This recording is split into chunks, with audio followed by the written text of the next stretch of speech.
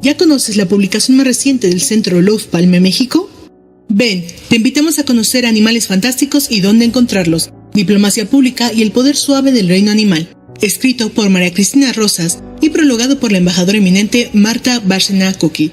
En esta obra aprenderás sobre la importancia de la diplomacia pública en el siglo XXI, la diplomacia pública como poder suave, el poder suave y cómo es empleado por los países para un mejor posicionamiento en el mundo, la creación de la marca país y Estado país como estrategia de visibilización en las relaciones internacionales contemporáneas, la agenda ambiental y su relevancia para la seguridad internacional, la conservación de especies amenazadas o en peligro y su aprovechamiento como identidad nacional e imagen internacional, Rusia, los amores perros y la imagen internacional de Vladimir Putin, México, salvaremos al ajolote, la diplomacia del panda, la diplomacia del koala, la diplomacia del gorila de la montaña, el kiwi neozelandés y muchos temas más. Adquiere ya Animales Fantásticos y dónde encontrarlos, Diplomacia Pública y el Poder Suave del Reino Animal. Envíanos un mensaje a través de nuestras redes sociales para adquirir esta y otras obras del Centro Love Palme México. Contáctanos hoy mismo.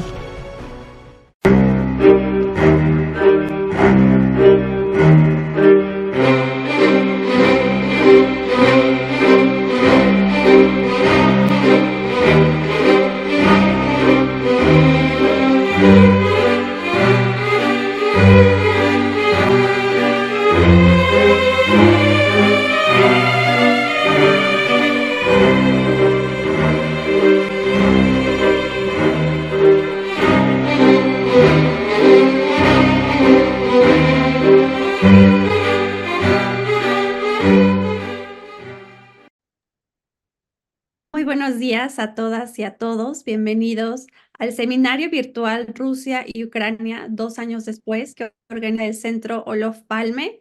Es para nosotros un día muy especial, hoy viernes 10 de febrero, en el que tendremos esta sesión en la que expertos y expertas van a discutir la cuestión sobre Rusia y Ucrania. En este episodio vamos a tener la participación de Juan Pablo Prado Lallande, Jeix de Jesús Quiroz Mendiola, María Cristina Rosas González y Juan Arellanes, y me voy a permitir presentar a cada uno de nuestros expositores haciendo una breve semblanza de sus carreras y posteriormente vamos a escuchar cada una de sus presentaciones. Juan Pablo Prado Lallande es licenciado en Relaciones Internacionales por la UNAM, magíster en Cooperación Internacional por la Universidad Complutense de Madrid y doctor en Relaciones Internacionales por la Universidad de Sussex. Desde 2008 hasta ahora es profesor e investigador de la Universidad Autónoma de Puebla, adscrito en la Facultad de Ciencias Políticas y Sociales, específicamente en el programa de licenciatura y maestría en Relaciones Internacionales. También es docente en la maestría de Ciencias Políticas de esta universidad. Es miembro del Sistema Nacional de Investigadores del CONACYT desde 2009 y fue vicepresidente de la Asociación Mexicana de Estudios Internacionales de 2022 a 2023. Sus líneas de investigación son la cooperación internacional y los procesos de integración, en donde cuenta con experiencia profesional y vasta producción editorial, con una trayectoria de 25 años. Ha sido profesor invitado y sinodal de tesis en universidades en España, Argentina, Brasil, Uruguay, Colombia, El Salvador y Honduras. En 2024 hará estancias de investigación en la Universidad de Boston, en la Pardee School of Global Studies y en la Universidad Complutense de Madrid. Juan Pablo Prado también ha sido consultor para la ONU en el Programa de Naciones Unidas para el Desarrollo y la Universidad de Naciones Unidas, así como en las agencias de cooperación internacional de Alemania, España, México y Suiza. De igual forma, ha colaborado en Oxfam México, el Sistema Económico Latinoamericano y el Caribe, así como la Secretaría General Iberoamericana. Muchísimas gracias al doctor Prado por estar con nosotros. Juan Pablo Arellanes es licenciado en Geografía y maestro en Planeación Urbana por la UNAM. Actualmente es doctorando en el Programa de Seguridad Internacional en la Universidad Anáhuac, México, y su tesis versa sobre la seguridad energética global. Tiene experiencia de 24 años en docencia y en consultoría en análisis territorial y urbano. En su trabajo de difusión colabora como analista geopolítico en programas de radio de Grupo Fórmula, Grupo Radio Centro, Radio UNAM, Radio Anáhuac y Antena Radio, así como en el programa Vértice Internacional en el canal del Congreso. Desde 2008 se desempeña como coordinador académico de área y como profesor de geopolítica en la licenciatura de Relaciones Internacionales de la Universidad Anáhuac, México. En 2011 fundó el Centro Anáhuac de Investigación en Relaciones Internacionales y actualmente coordina el Centro Interdisciplinario Anáhuac de Energía y Sostenibilidad. La doctora María Cristina Rosas es profesora titular de tiempo completo en la Facultad de Ciencias Políticas y Sociales de la UNAM desde hace 36 años. Es doctora en Relaciones Internacionales por la misma facultad y también es doctora en Estudios Latinoamericanos por esta institución. Maestra en Paz y Resolución de Conflictos por la Universidad de Uppsala, en Suecia, y cuenta con especialidades en epidemiología analítica y en diplomacia para la salud global por la Facultad de Medicina de la UNAM y la Escuela de Altos Estudios Internacionales en Ginebra, Suiza, respectivamente. Es autora de un centenar de libros sobre negociaciones comerciales internacionales, así como tópicos relacionados con la seguridad nacional e internacional y la política global. Entre ellos se encuentra Animales Fantásticos y dónde encontrarlos, Diplomacia Pública y el Poder Suave del Reino Animal, Las Relaciones en el siglo XXI, China en el siglo XXI hacia una nueva bipolaridad, y la Economía Política de la Seguridad Internacional, Sanciones, Zanahorias y Garrotes, entre otras muchas obras. Ha sido miembro del panel de expertos de la Comisión Ambiental para América del Norte, del Tratado de Libre Comercio de América del Norte, y también ha sido miembro del Consejo Consultivo de la Agencia Mexicana, la Agencia Espacial Mexicana. Es miembro del Centro de Análisis e Investigación sobre Paz, Seguridad y Desarrollo Olof Palme y ganadora en 3 ocasiones del Premio en Investigación Económica Maestro Jesús Silva Herzog, otorgado por el Instituto de Investigaciones Económicas de la UNAM. Muchísimas gracias, doctora.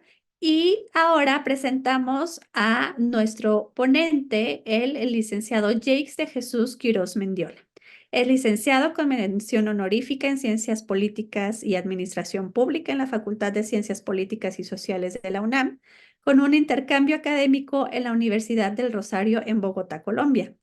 Cursó el Diplomado Superior de Geopolítica del Consejo Latinoamericano de Ciencias Sociales, CLACSO, y está finalizando la diplomatura Maldivas, Antártida y Atlántico Sur de la Universidad de Buenos Aires en Argentina.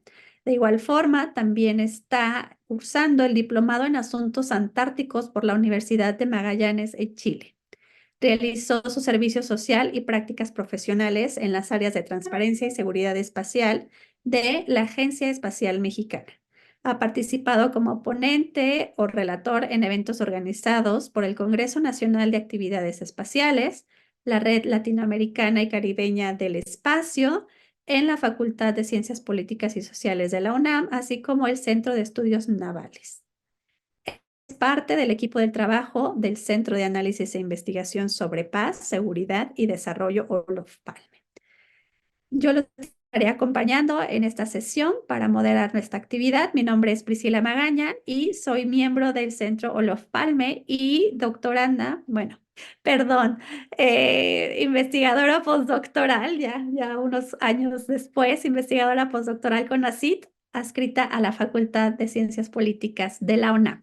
Bienvenidos todas y todas. Comenzaremos con la participación del profesor Juan Pablo Prado Layante. Bienvenido, profesor. Muchas gracias a la doctora María Cristina Rosas por la amable invitación. Y es un placer participar en este panel de expertos, expertas en temas muy finos relacionados con el conflicto entre Rusia y Ucrania, que tiene como péndulo, por un lado, las sanciones y por el otro lado, la cooperación internacional, las cuales, digamos que se juntan, se mezclan, así como la imagen que tengo aquí a mi derecha. Así es que muchísimas gracias. Voy a comenzar. A ver, aquí está.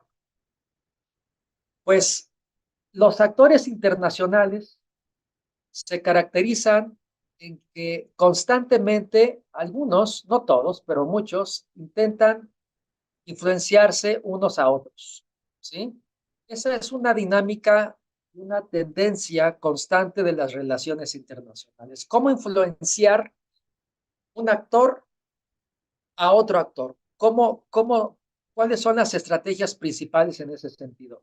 La primera es la persuasión, que se entiende como un diálogo político. Son acciones, desde luego, pacíficas, negociadas para convencer, para culminar a un gobierno, para llevar determinadas conductas deseadas por el primero.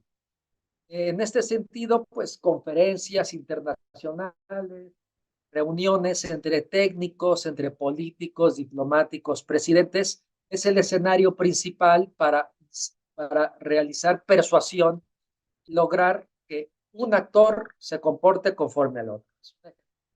De poder de mediana densidad. El otro ejercicio es la colaboración o la cooperación, ¿no? Pretende, pues ya actuar, son acciones más específicas, más concretas, para alterar, para mejorar, para conducir ciertas políticas en ciertos estados, ¿no? Y se realiza a través de, pues, asistencia técnica, cooperación financiera, para capacitar, para orientar o para asumir parte de los costos necesarios para que un país acepte comportarse o tener determinado comportamiento o de cierto saber afín al país oferente, ¿vale? Y la tercera medida es la presión, que es un ejercicio más fuerte de coerción, y hay una variedad enorme de medidas de presión. Las sanciones no son precisamente la primera, pero sí estas pueden variar desde denuncias a organismos internacionales, ONGs, medios de comunicación, hasta, como ya lo señalamos, las sanciones, ¿no? Con el fin de intentar convencer a través de este ejercicio más coercitivo a, a tener cierto comportamiento, corregir determinado comportamiento inadecuado. Como lo dice Nelson y Eglinton, mientras la persuasión y la colaboración son medidas, digamos, suaves de, para influenciar a terceros actores, la presión y en concreto las sanciones, pues son controvertidas porque inmiscuye ejercicios más duros de las relaciones internacionales y puede no necesariamente generar los resultados adecuados. En el libro de la doctora María Cristina Rosas, que en lo personal a mí me gustó, me impactó, Sanciones, zanahorias y garrotes, esto se explica a profundidad. En buena medida y en las más de las veces, las sanciones no necesariamente generan los resultados esperados. A veces ocurre lo contrario. Hace unos años estaba en Rusia y me decía un amigo, mira, esta empresa es nueva y se dedica a la tecnología del petróleo. Sin las sanciones, no tendríamos esta empresa y ya logramos comenzar a ser cada vez más independientes en ciertas tecnologías de producción petrolífera. Yo me quedé impresionado por eso. Bueno, yo me voy a orientar, mi presentación se va a orientar básicamente a la cooperación. Pues cuando la pandemia del COVID-19, del SARS-CoV-2, generada por el SARS-CoV-2, comenzó a menguar, pues despertamos con que Rusia invadía por segunda ocasión a Ucrania. Ya conocíamos la experiencia de Crimea. Rusia invade este país, ya 2 años en este sentido, y este acto bélico, este acto unilateral, agresivo, dividió el sistema internacional, ¿sí? Cuando nos habíamos más o menos unido, sí con competencia, pero digamos, estábamos enfrentando al unísono al COVID, pues nos volvimos a dividir. Fue una división internacional muy importante en varios sentidos, en varias medidas, y esto propició nueva seguritización de la agenda global. De nuevo, ha ocurrido en otros momentos de la historia, la agenda global se seguritizó y buena parte de la agenda internacional viró en torno a cómo enfrentar, desde luego, este conflicto. Y pues teníamos estos tres escenarios a los cuales ya señalé. La seguritización desencadena muchas cosas. Por ejemplo, un aumento en el gasto militar. Según el CIPRI, en el año 2022, el gasto militar mundial se incrementó en 3.7%, una cifra récord de 2.24 billones de dólares, trillion en inglés, o sea, una cifra exorbitante. En Europa, por ejemplo, el desembolso, el gasto, la inversión en lo militar creció 13%, con datos más actuales del CIPRI. Estados Unidos, en este sentido, también aumentó 0.7, pero como es el país que más gasta en armamento, es el 40% del total, esto conlleva a que se gasten 877 mil millones de dólares en el 2022. Europa Occidental, ahí tienen la cifra. Rusia también comenzó a aumentar su gasto militar en 4,1% de su PIB, el equivalente. Ucrania, esto es muy interesante. Ucrania del 3.2% pasó pues casi 100%, ¿no? El 34% de su PIB lo invierte y como no podría ser de otra manera, en gasto militar. Y China, pues no se iba a quedar atrás, ha aumentado su presupuesto y el año 2022 lo elevó en 4.2% hasta la cifra que ustedes tienen ahí. En este sentido, a ver, la ayuda militar a Ucrania, y a esto me voy a enfocar, también se incrementó de manera extraordinaria, exorbitante. Y esta es una idea fuerza de mi presentación. Estados Unidos, no hay cifras tan claras, aunque se intenta encontrar datos puntuales, varían, pero el gasto hasta ahora invertido es entre 37 mil y 50 mil millones de dólares ya otorgados en ayuda militar, tanto insumos como en capacitaciones, ¿vale? La Unión Europea, y esto es importante, por primera vez destinó una cuantía, una partida, no a la ayuda al desarrollo, sino a la ayuda militar, desde luego a Ucrania, por razones obvias y por razones de seguridad, pues no nacional, pero sí regional o de la Unión o seguridad comunitaria. El Reino Unido, ya fuera de la Unión Europea, también aportó 5.000 millones de libras. Y el Consejo Europeo, apenas el 1 de febrero pasado, aprobó, escuchen esto, 50.000 millones de euros en su presupuesto cuatrienal. El Consejo Europeo, la Unión Europea tiene presupuestos cuatrienales, 50.000 millones de euros destinados a Ucrania, 33.000 millones en préstamos, 17.000 millones en subvenciones. Y el Senado de Estados Unidos aprobó recientemente 95.000, ahí me faltó un cero, millones de dólares para ayuda a varios países, el 60% para Ucrania, son más o menos 60.000 millones de dólares.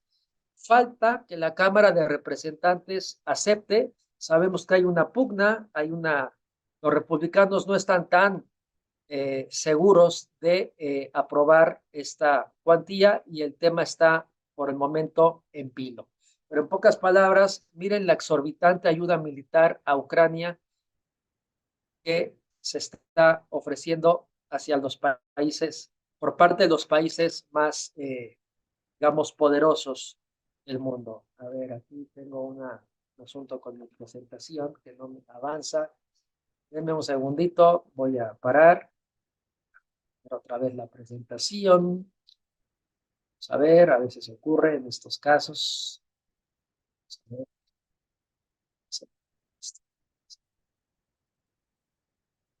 Vamos a ver. Un segundo, paciencia, por favor. Ah, sí, ya. Aquí. Ahora voy a volver a compartir. Una disculpa, pero a veces sucede ustedes. Bueno, al momento actual, 47 países, creo que 48 ya con Ecuador, haciendo ayuda de distintas maneras a Ucrania, con un monto hasta ahora de 50 a 70 mil millones de euros, y esta cuantía se eleva constantemente. Ah, vamos a ver, aquí otra vez. Ahorita, ¿qué no pasa?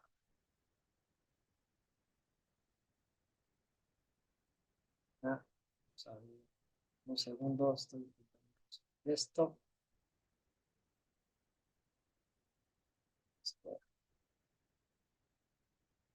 A ver, voy a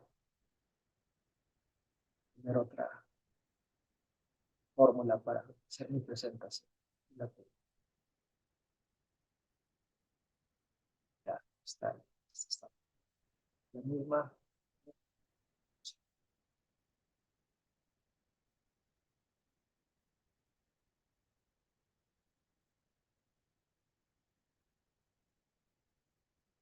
Bueno, en cuanto a la cooperación internacional para el desarrollo, la cooperación de los países desarrollados para promover desarrollo en el mundo, también digamos que se contagió de la segurización originada en Kiev. Y en este sentido, en el año 2022, con datos de la OCDE, la cifra fue récord.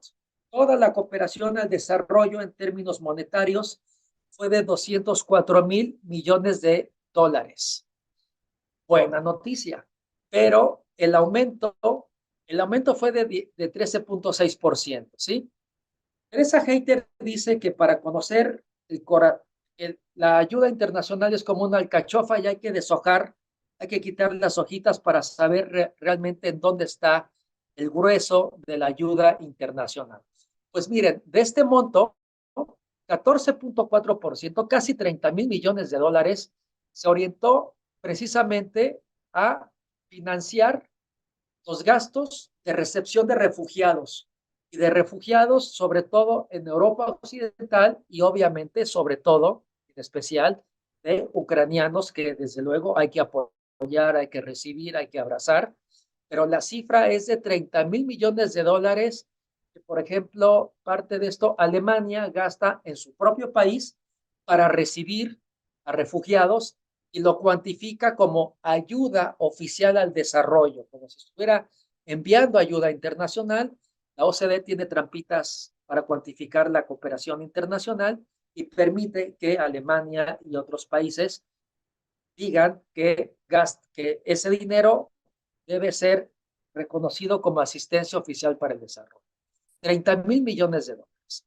Y otros 16 mil millones de dólares se le concedió a Ucrania en calidad de ayuda económica, que es diferente a la ayuda militar, 1.800 millones de dólares como ayuda humanitaria.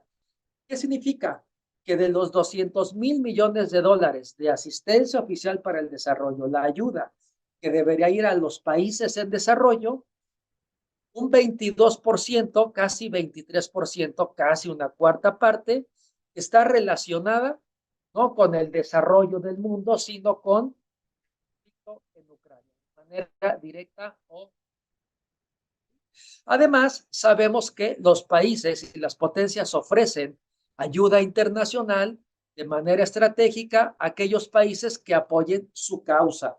Por ejemplo, votos en contra de Rusia en la Asamblea General de Naciones Unidas y en otros foros multilaterales. De aquí que la ayuda internacional para el desarrollo también se nos ha seguritizado.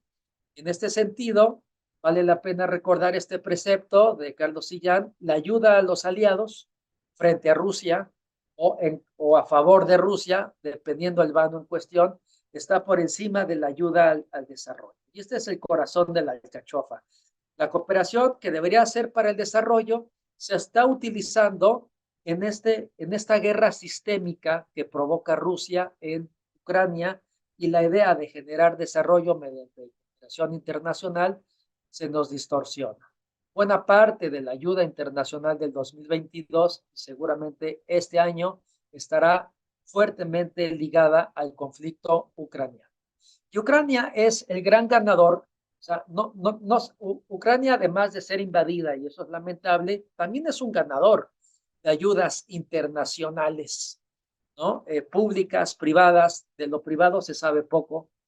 Estos son datos públicos. Ha recibido cerca de 100 mil millones de dólares en ayuda militar y económica.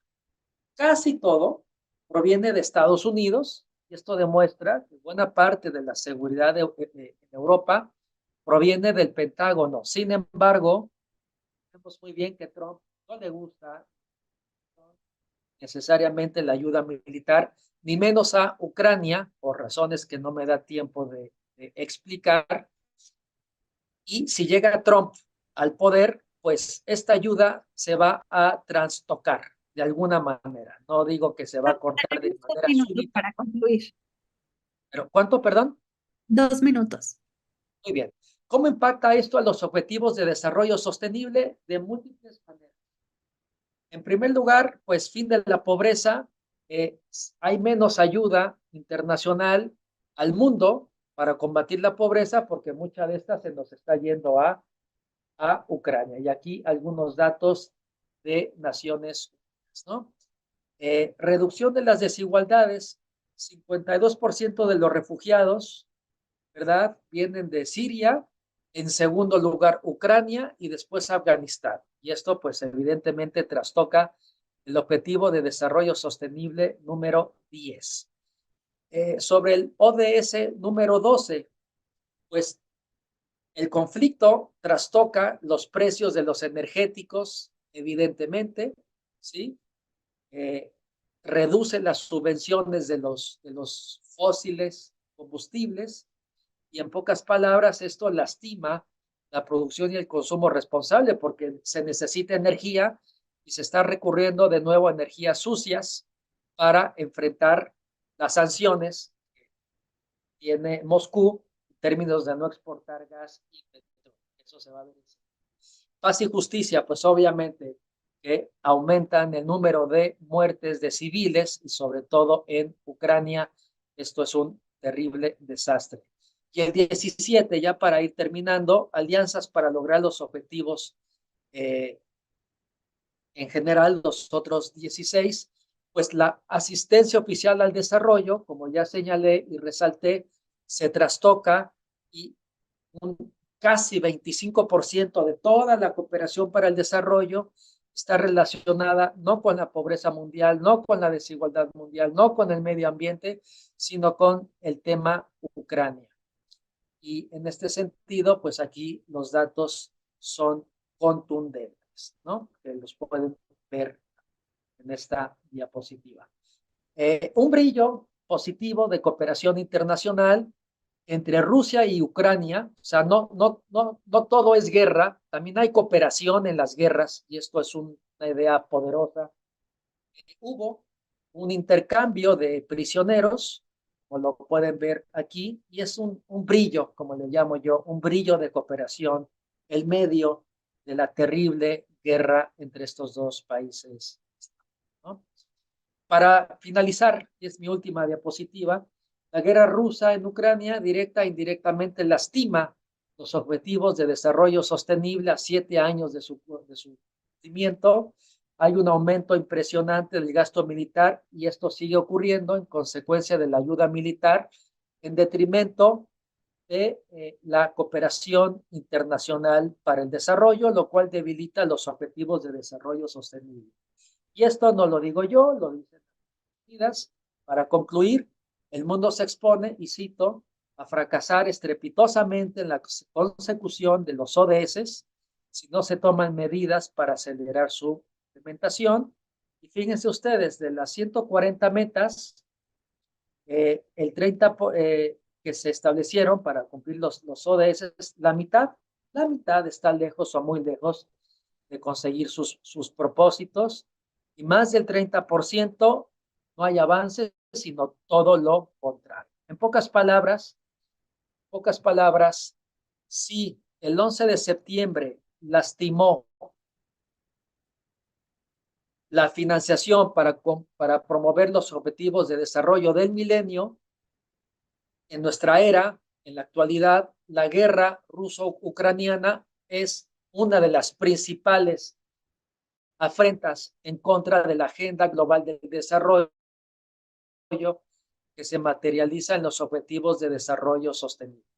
Gracias. Muchísimas gracias al profesor Juan Pablo Prado por exponer estas cifras, ya en números, miles de millones de dólares, que de alguna manera podríamos argumentar que han sido desviados del financiamiento para alcanzar los objetivos de desarrollo sostenible, pues en una postura clara del mundo occidental liderado por Estados Unidos para pues favorecer con este presupuesto la causa de los refugiados ucranianos, que en alguna manera podemos observar, ¿no? Que es una doble moral, podría ser, porque la obligación es cumplir con estos objetivos de desarrollo sostenible, además de ayudar a la causa de los refugiados de Ucrania, perdón.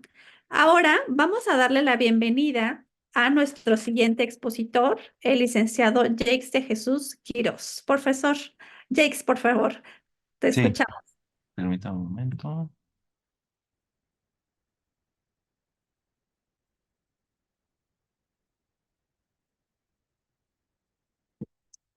Muy bien. Bueno, quiero agradecer desde luego al Centro Los Palme, a la doctora Rosas, a mis compañeros de mesa y desde luego a ti, Priscila, por el día de hoy. Yo voy a hablar acerca de la guerra en Ucrania y su impacto en la cooperación espacial. Vamos a abordar brevemente la cooperación y el multilateralismo espacial, la cooperación espacial que hay entre Rusia y la Agencia Espacial Europea, la cooperación espacial entre Rusia y Estados Unidos, Rusia-China, Rusia-resto del mundo, y desde luego vamos a abordar también la cooperación espacial que tiene Ucrania. Y justamente si esto nos va a llevar hacia una bipolaridad espacial. Bueno, en cuanto al espacio extraterrestre, hay que entender que siempre ha funcionado con ritmos distintos a las fricciones y tensiones que existen en la Tierra. ¿Cuál es la muestra de ello? Bueno, justamente que en plena Guerra Fría se encuentran en el espacio el Apolo y el Soyuz, ¿sí? Siempre se muestra este evento como un momento de descongelamiento, un momento donde se vislumbra la cooperación. Después de haber pasado estos apasionantes años de competencia de la carrera espacial de los 60, viene una tregua en el espacio justo que tendería hacia la cooperación. A pesar de toda la retórica de esos años, de los 70 o posteriormente de los 80, en el espacio eh, caminaba de manera distinta. Y esto lo vamos a ver reflejado hoy en día también. Hay que también entender que justamente el espacio también fue la muestra de cooperación internacional más lograda, más ambiciosa a través de la Estación Espacial Internacional. Justamente estos módulos que están en la órbita baja de la Tierra, que representan y simbolizan la colaboración entre Rusia, entre Estados Unidos, entre Europa, entre Japón, Canadá. Aquí cabe aclarar que aunque se vivía esta era dorada de cooperación espacial, China estaba marginada de esta cooperación en la Estación Espacial Internacional y ahorita vamos a ver justamente cómo esto influyó. Entonces, es decir, a pesar de que existía una gran cooperación internacional, bueno, China estaba a un lado. La cooperación entre Rusia y Europa no solamente fue productiva, sino fue una situación estratégica. Es decir, la Agencia Espacial Europea ve a Rusia como un socio indispensable para mantener cierta equidistancia y mantener sus márgenes de autonomía con respecto a la NASA y con respecto a Estados Unidos. Los europeos gustan de verse de alguna manera, hasta antes del conflicto de Rusia y Ucrania, de alguna manera como bisagras. Entonces tenían su propia agenda con la NASA y tenían su propia agenda con Roscosmos. Tanto es así que, bueno, se tenían programada el ExoMars del 2020, este programa ambicioso de exploración en Marte. Sin embargo, a raíz del conflicto de Rusia y Ucrania, se deterioran mucho las relaciones entre Rusia y la Agencia Espacial Europea. Se detienen los lanzamientos desde la Guayana Francesa y se congela la colaboración que existía con Rusia con respecto a la exploración marciana. A pesar de haber simpatía de redes de científicos en ambos lados, es la más lastimada la relación entre Rusia y la Agencia Espacial Europea. Paradójicamente, la relación entre Rusia y Estados Unidos, a pesar de la retórica, ha mantenido ciertos niveles de colaboración. Esta colaboración de los viajes tripulados entre Rusia y Estados Unidos, bueno, se remonta a la época de los transbordadores, de la estación orbital Mir y desde luego a la Estación Espacial Internacional. A pesar de que en tierra, bueno, Rusia mantiene una retórica, digamos que muy beligerante con respecto a Estados Unidos, amenaza constantemente siempre de retirarse de estos tratados de limitación de armamento, justamente como represalia al apoyo estadounidense a Ucrania. En el espacio se ha mantenido la colaboración. A pesar de esto, aunque se había anunciado que Roscosmos se retiraría de la Estación Espacial Internacional antes de lo previsto, porque, bueno, cabe aclarar que ya para el 2030 se tiene, digamos que predicha el fin de la Estación Espacial Internacional, y Rusia había adelantado que se retiraría antes de tiempo. Sin embargo, a pesar de ello, se mantuvo esta colaboración. Roscosmos y la NASA renovaron su colaboración para la Estación Espacial Internacional hasta el 2025. Y además mantuvieron los viajes tripulados cruzados. Le vino muy bien a Estados Unidos, a la NASA, que SpaceX tuviera ya esta capacidad de envío tripulado a la Estación Espacial Internacional, porque de alguna manera la administración estadounidense se defiende de que ya no está aportando financieramente al programa espacial ruso, dado que ya no requiere de pagar como única vía de acceso al espacio a los rusos. Ahora, de alguna manera, pues está este canje entre que los rusos mandan a astronautas estadounidenses y los estadounidenses mandan a cosmonautas rusos. Se mantiene de alguna manera este equilibrio. Entonces, tenemos una relación de Rusia y la Agencia Espacial Europea deteriorada a raíz del conflicto de Rusia-Ucrania. Y en el caso de los Estados Unidos y de Rusia, una colaboración que continúa. A lo mejor un poco más de bajo perfil, pero se mantiene.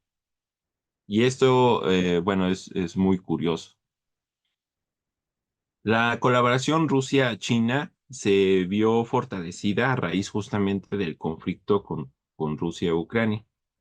Todo, de alguna manera, había cierta esperanza o cierta proyección que la colaboración que se venía haciendo en la Estación Espacial Internacional se pudiera extender hacia la Luna, hacia la exploración en Marte, y que de alguna manera participaran tanto los europeos, los canadienses, los estadounidenses e incluso los rusos.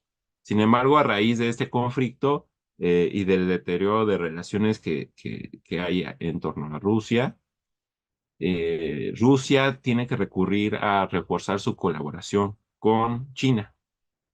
El proyecto estrella es la Estación Internacional de Investigación Lunar, que, bueno, se tiene previsto para 2035 estar en funcionamiento tanto en órbita lunar como en el polo sur lunar. Esta iniciativa se ha venido ampliando de membresía ha sido como un proyecto estrella de poder suave espacial chino, sobre todo, ahora de alguna manera también ruso, y que tiene entre algunos países que se saben que se han adherido a Venezuela, a Sudáfrica, a Pakistán y a Azerbaiyán. Sin embargo, la proyectada estación de servicio orbital rusa, que vendría a suceder a los módulos rusos de la Estación Espacial Internacional, nos demuestra que Rusia quiere mantener cierta autonomía en el espacio, al menos para la órbita baja de la Tierra. Es decir, se mantiene la cooperación para la Luna y para Marte, pero digamos que en los viajes tripulados en la órbita baja se proyecta mantener cierta autonomía a pesar de sus socios chinos. Sin embargo, no se ha descartado que la Estación Espacial Tiangong de China mantenga en algún momento en el futuro un módulo para su uso ruso. La colaboración rusa con el resto del mundo a raíz del conflicto con Ucrania, digamos que también ha sufrido un deterioro. La muestra de ello, simplemente para no ir tan lejos, es con México. O sea, es decir, México había mantenido cartas de intención para colaborar con Roscosmos y a raíz del conflicto se congeló esta ansiada colaboración espacial. Sin embargo, Rusia ha mantenido el pulso a través de los BRICS de aumentar su colaboración espacial, es decir, ya la tiene con China, ya la tiene con India, donde incluso Rusia ha impulsado el programa espacial indio al entrenar a los biomanautas, justamente como una forma de mantener cierto equilibrio entre la India y China. Rusia, aquí como vemos, se resiste a depender únicamente de la colaboración con China en el espacio, y dado que se vio interrumpida su colaboración con la Agencia Espacial Europea, pues trata de seguir dando impulso a India, a los BRICS, para seguir manteniendo cierta autonomía. Bueno, incluso en África ha intentado usar el poder suave que tiene de cooperación espacial, por ejemplo, con Uganda, pero sí se ha deteriorado en el resto del mundo. De la cooperación espacial de Ucrania, cabe aclarar que esta Agencia Estatal Espacial de Ucrania de alguna manera es producto de la Unión Soviética, este desarrollo que tenía Ucrania y que siguió desarrollando. Hasta antes del conflicto, venían grandes proyectos para esta Agencia Espacial de Ucrania. Incluso en 2021, Ucrania y Canadá habían proyectado construir un puerto espacial en Nueva Escocia, y donde incluso se estaban hablando de ofrecer vectores diseñados por compañías ucranianas. Cabe aclarar que una de las joyas del programa espacial ucraniano son los lanzadores espaciales. Son empresas muy importantes. Sin embargo, todo esto se vio empañado y congelado por el conflicto.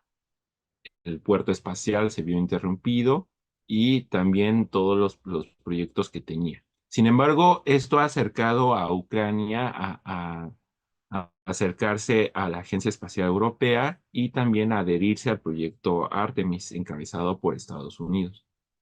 Pero sí detuvo mucho el ritmo del programa espacial ucraniano. Bueno, ¿hacia dónde va esto?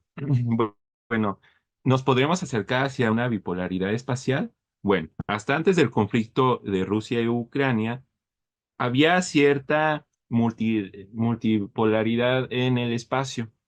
Los europeos colaboraban con los rusos siguen colaborando con los estadounidenses, China sigue de alguna manera un camino aparte, pero el conflicto orilló a que Rusia tuviera que abrazar de manera intensa la colaboración con China y los europeos prescindieran de la colaboración con los rusos y se acercaran casi de manera exclusiva a la NASA, a Estados Unidos.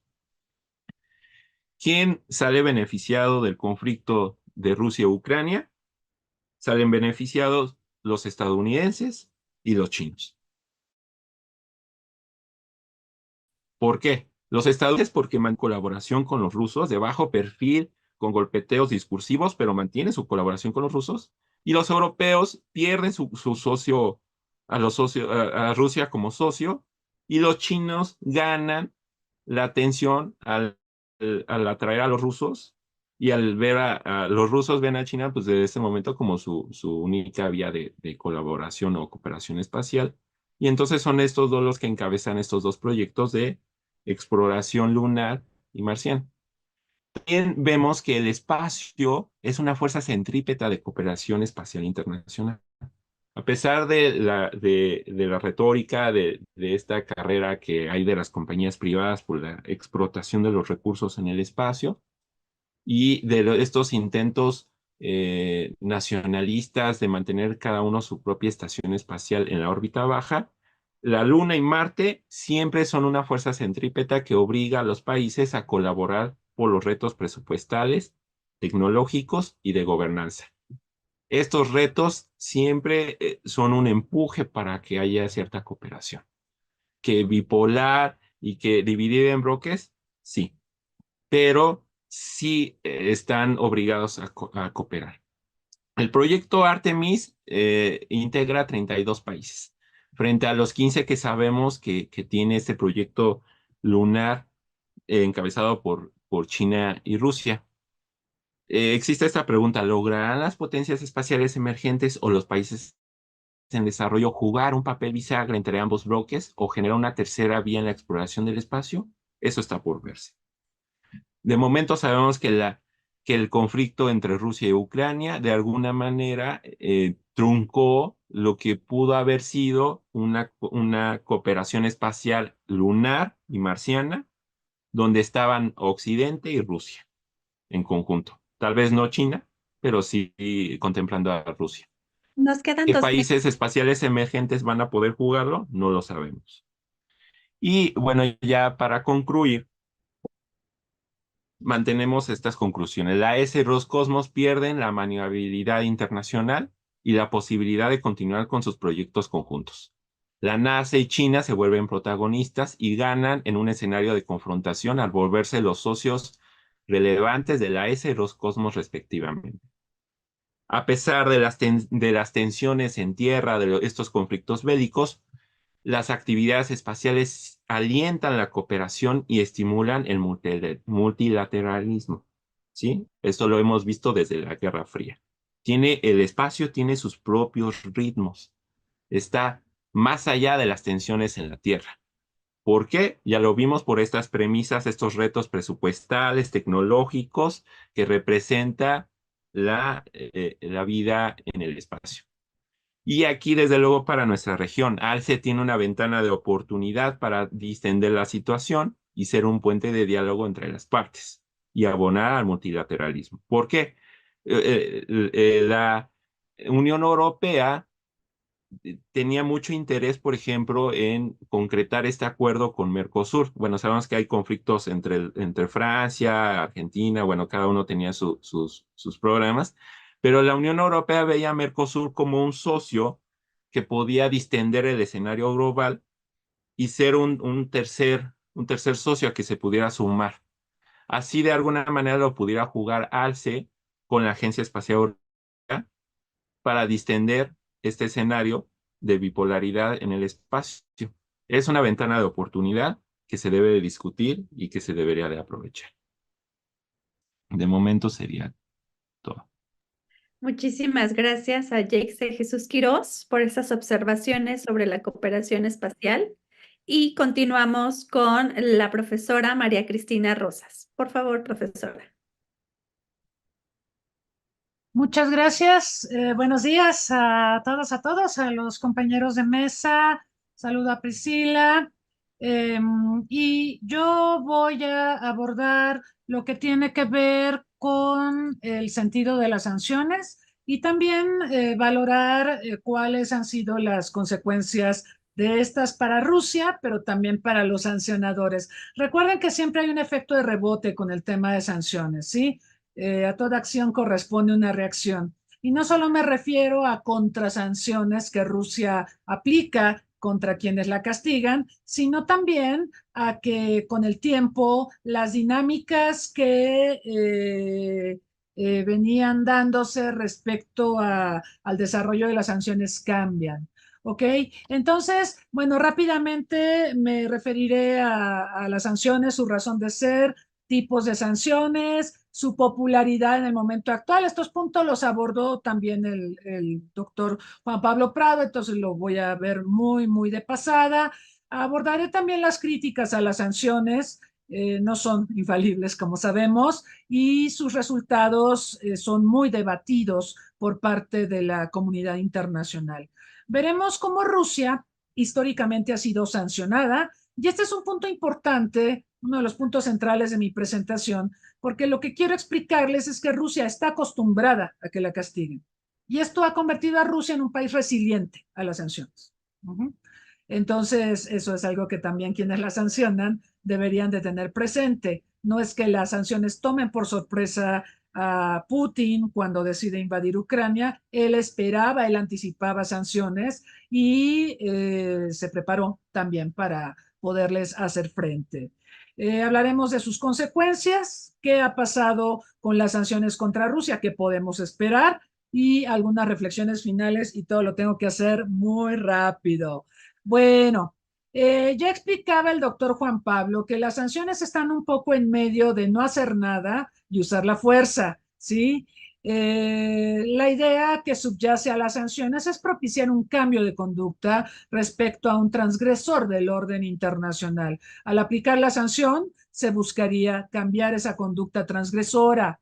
Hay muchos tipos de sanciones, por supuesto, tampoco me dan los tiempos para hablar de cada una de estas categorías. Hay sanciones unilaterales, por ejemplo, las que aplica Estados Unidos contra Cuba.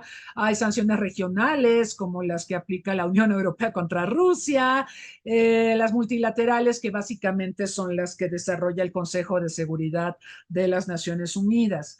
También tenemos diversos tipos, pueden ser económicas, comerciales, pueden ser de viaje, pueden ser de visas, pueden ser deportivas. Ya ven que a Rusia le impiden participar en Juegos Olímpicos o en los torneos de FIFA u otras competencias. No todas las federaciones deportivas, por cierto, aplican sanciones contra Rusia. Ya ven que en el tenis la ATP sí permite que los tenistas rusos puedan competir en justas internacionales, ¿no? Y bueno, hay de diversos tipos, no me dan los tiempos para explicar cada una.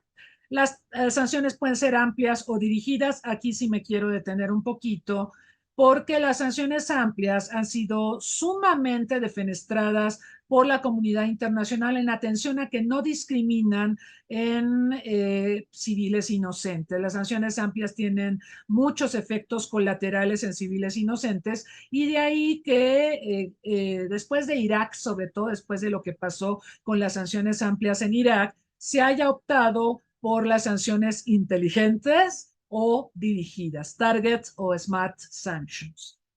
Estas sanciones están dirigidas a regímenes, están dirigidas a empresas, están dirigidas a miembros de la delincuencia organizada, y la idea es impactar negativamente en el actor que transgrede la norma. Ya no son sanciones amplísimas, de hecho de eso ya vemos muy poco en el momento actual, en el siglo XXI, después de Irak, y lo que se tiende más a hacer es a castigar a líderes, a empresarios, a personas vinculadas a líderes políticos, en fin. Y bueno, en general hay una percepción, no todos la comparten, pero hay una percepción de que hay un tema de legitimidad inmerso en la aplicación de sanciones. ¿Quién tiene la autoridad moral para aplicar sanciones? Bueno, muchos pensamos que quizá la ONU tendría más autoridad moral que el gobierno de Estados Unidos para aplicar sanciones, porque a muchos de los que castiga por transgredir la paz o transgredir, perdón, la paz y la seguridad internacionales, pues son países que no han hecho muchas cosas distintas de lo que ha hecho Estados Unidos, por ejemplo, en Irak y Afganistán, y sin embargo, ni en el caso de Irak ni en el caso de Afganistán, Estados Unidos fue sancionado por su actuar. Entonces, vemos que hay un tema de legitimidad, y si acaso si acaso se considera que la autoridad más legítima para aplicar sanciones sería Naciones Unidas a través del Consejo de Seguridad de Naciones Unidas. De hecho, México reconoce tácitamente, porque México carece de una política definida en materia de sanciones, reconoce tácitamente la autoridad de Naciones Unidas para decretar sanciones, aunque México internamente no tiene la legislación para aplicar las sanciones de la ONU. Y eso nos ha creado muchos problemas, como lo del barco ese de Corea del Norte que arrestamos y nos quedamos 2 años sin saber qué hacer, porque no tenemos una normativa interna que nos diga, a ver, cuando un actor es sancionado por Consejo de Seguridad, entonces lo que procede es A, B, C. Eso no lo tenemos. No tenemos una legislación interna para aplicar sanciones. Pero bueno, en todo caso, Naciones Unidas es vista como más, digamos, con más autoridad moral para aplicar sanciones a través del Consejo de Seguridad. Ahora, vamos con el caso de Estados Unidos. Las sanciones son muy populares en todo el mundo, pero el campeón de las sanciones tenemos que reconocer que es Estados Unidos. Y Estados Unidos cada vez más se apoya en las sanciones por estas razones que les menciono rápidamente. Estados Unidos, y esto será importante también conocer qué opina Juan Pablo Prado de esto, pero Estados Unidos cada vez rechaza más la cooperación y la vinculación constructiva. ¿Qué es esto? Bueno, vinculación constructiva, constructive engagement, es dar estímulos, dar zanahorias, dar cooperación para que el actor que está tergiversando la paz y la seguridad internacionales cambie su conducta. Pero a Estados Unidos no le gusta la cooperación, no le gusta la vinculación constructiva, no le gusta conceder recursos. Y además es todo un tema en el Congreso, esto de dar recursos, lo estamos viendo justo con Ucrania, ¿no? Luego, la diplomacia tampoco es un recurso popular en Estados Unidos. Ustedes saben, en general la población de Estados Unidos es bastante aldeana y los temas internacionales, los temas de política exterior no son lo que más debate la sociedad estadounidense. Entonces, ese es otro obstáculo importante. Y luego tenemos el legado del gobierno de George W. Bush, quien militarizó a la política exterior y llevó a que el país se involucrara en dos costosísimas y larguísimas guerras contra Afganistán e Irak y con resultados bastante cuestionables, ¿ok? Entonces lo que vamos a ver es que cuando termina la administración Bush, llega Obama, le sucede Donald Trump, le sucede Joe Biden y estos tres presidentes se han apoyado en las sanciones, sobre todo en las sanciones económicas como herramienta de política exterior y es la herramienta preferida, la que ha posicionado a Estados Unidos para castigar a los wrongdoers en el mundo. A los tomadores de decisiones les gustan las sanciones. Primero porque un tomador de decisiones, Biden, no tiene que enviar tropas al exterior ni arriesgar a que mueran soldados estadounidenses en combate, ¿vale? Otro aspecto sexy de las sanciones, digamos, es que no demandan una asignación presupuestal que deba ser negociada entre el presidente y el Congreso. Tú nada más decretas las sanciones. Claro, siempre el presidente tendrá que negociar con el Congreso, porque el Congreso tiene un montón de iniciativas para aplicar sanciones. Aunque también el presidente de Estados Unidos dispone de esta atribución, las órdenes ejecutivas, las executive orders, para aplicar sanciones, ¿ok? Y luego, para un país como Estados Unidos, con una economía tan grandota, el costo de aplicar sanciones es relativamente menor, aunque sí ha recibido efectos de rebote de la aplicación de sanciones. ¿Por qué aplicamos sanciones? Estados Unidos, hablando del campeón que aplica sanciones, las emplea por diversas razones. Quiere castigar a quienes promueven el terrorismo, a quienes propician la proliferación de armas de destrucción en masa, sobre todo nucleares, a quienes violan derechos humanos, a quienes violentan la gobernanza democrática. Se castiga a quienes son corruptos, a quienes amenazan a la seguridad internacional, a la delincuencia organizada, en fin. Hay múltiples destinatarios de las sanciones y múltiples son también las razones por las que Estados Unidos sanciona. Pero algo que hemos observado en la historia, y por eso es excepcional Rusia en el momento actual, es que normalmente se sanciona a países débiles. Vean el régimen de sanciones de la ONU. A ver, díganme ustedes, ¿cuál de los que está aquí es potencia económica? Digo, con todo el respeto de Yugoslavia, no es potencia económica, es el único, de hecho, de los sancionados por Naciones Unidas, que tendría un nivel de desarrollo mayor a la mayoría de de los otros sancionados. Se sanciona Haití, se sanciona Afganistán, que son países muy pobres, muy pauperizados, ¿no? Entonces esto también ha sido criticado, ¿no? ¿A quiénes estamos sancionando? Pues a los que no se pueden defender, ¿no? Rusia se puede defender. Esa es la gran diferencia, ¿sí? En las sanciones que está viviendo Rusia frente, por ejemplo, a un régimen multilateral de sanciones como el que plantea Naciones Unidas. Los impactos humanitarios también son motivo de controversia, como decíamos. Hay organismos intergubernamentales, hay gobiernos, hay ONGs que reprochan que por más dirigidas e inteligentes que sean las sanciones, siempre hay efectos colaterales hacia civiles inocentes.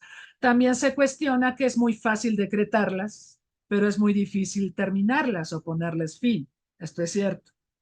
Y se ha dicho mucho que las sanciones son en lugar de la guerra, pero la realidad es que en muchos casos se aplican sanciones y también tenemos guerra. Y el mejor ejemplo es justamente Ucrania. Se sanciona a Rusia, pero la guerra ahí continúa y Occidente apoya militarmente a Ucrania. Otras críticas incluyen que su duración puede prolongarse por décadas. Y si esto ocurre, sus efectos se pueden volcar contra el sancionador, como le ha pasado a Estados Unidos en Cuba. Ha sancionado por tantas décadas a Cuba y al final Estados Unidos es víctima de las propias sanciones. No puede hacer negocios en Cuba o lo hace indirectamente, ¿no? Y esto ha beneficiado a países que no sancionan a Cuba, como la Unión Europea, como México, en fin. También propician la violencia contra la población, porque los regímenes sancionados la emprenden contra la población. Esto sí ocurre muy frecuentemente. Y por otro lado, si el país sancionado tiene un peso específico en la economía global y cuenta con leverage, como ocurre con Rusia y con China, pues entonces pueden aplicar represalias contra el país sancionador. Entonces, como pueden ver, las sanciones tienen muchos asegúnes. Y otras cosas que me gustaría mencionar, sé que tengo muy poco tiempo. Las sanciones, de hecho, sacrifican a la diplomacia y al multilateralismo, ¿no? Exacerban el nacionalismo, porque el país al que castiga se siente herido en su orgullo nacional, ¿no? Y se exacerba el nacionalismo en consecuencia. También están llevando a que haya más proliferación de sanciones. Estados Unidos nos pone la muestra. Entonces, otros países siguen los pasos de Estados Unidos y esto nos puede llevar a una guerra comercial, porque Estados Unidos privilegia en especial las sanciones económicas, lo vemos con China, por supuesto en Rusia hay un montón de sanciones económicas de por medio, y esto puede llevar al mundo a una guerra comercial. Aquí va a ser muy importante ver qué estrategia plantea la Organización Mundial del Comercio ante un escenario de guerra comercial propiciado por sanciones.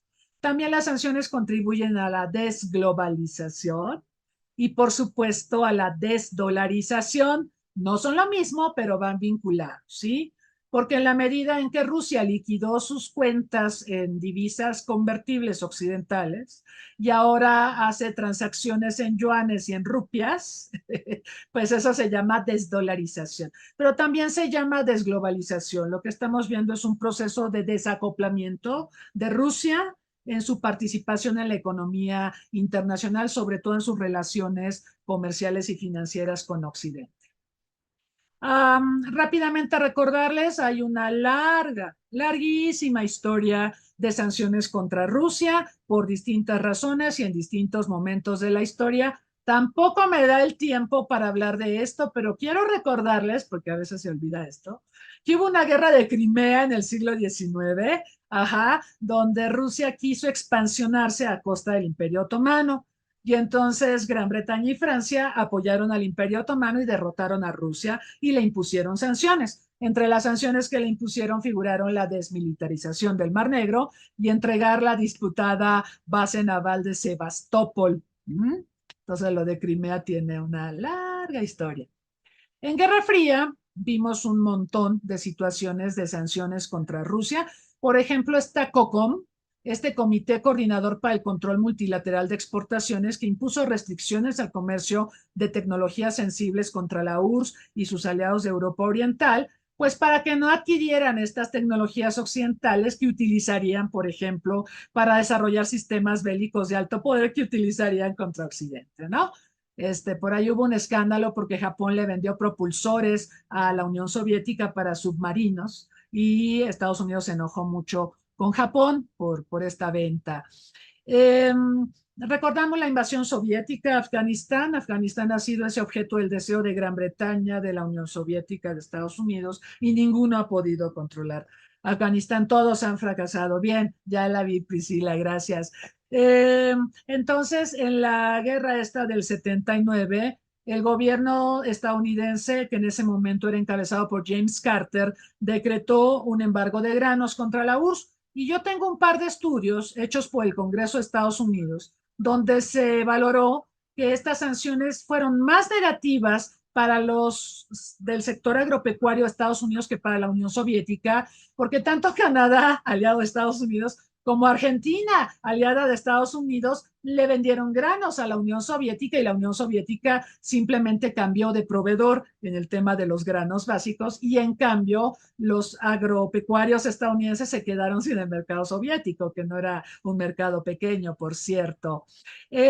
También se decretó un boicot olímpico contra las Olimpiadas y Estados Unidos y 66 países no fueron a la justa olímpica de Moscú en 1980.